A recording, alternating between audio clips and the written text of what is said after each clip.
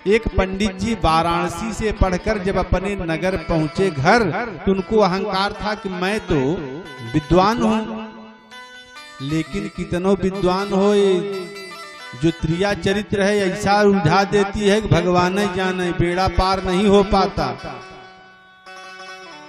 तो पत्नी को भी अहंकार था कि हमारे पति देवता बहुत पढ़े लिखे विद्वान है, इतना विद्वान गांव में कोई है नहीं। तो एक बूढ़ी मां अनपढ़ थी, उन्होंने पूछा कि जरा अपने पति महोदय से पूछ लेती कि पाप के बाप का क्या नाम है।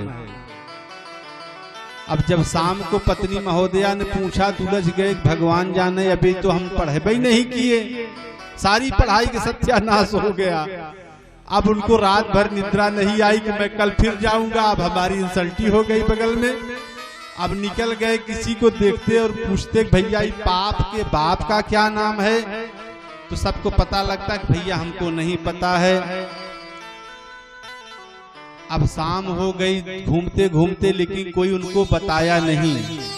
तब तक क्या मिला, एक वेश्या का घर चले जा रहे थे, उसने आकर पूछा कि पंडित जरा हमको बता दीजिए पंडित जी की पांचक कब से लगेगा।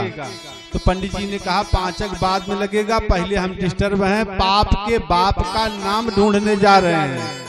उसने कहा क्या बताएं, बैठिए आप, हम बता देते हैं।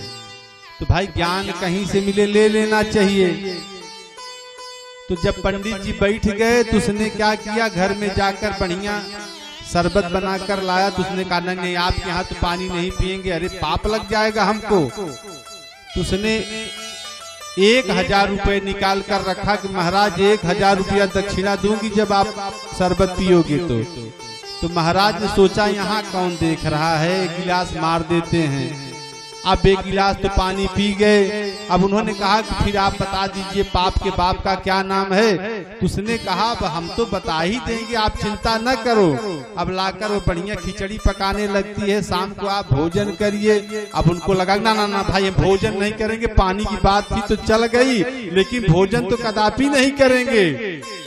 लेकिन उसने क्या किया, 10,000 रुपया निकाला, अगर भोजन कर लेंगे तो 10,000 रुपए। अब उनको लगा कि जब इतनी कमाई हो रही तो भोजन करने में क्या जा रहा है, कूद पड़े।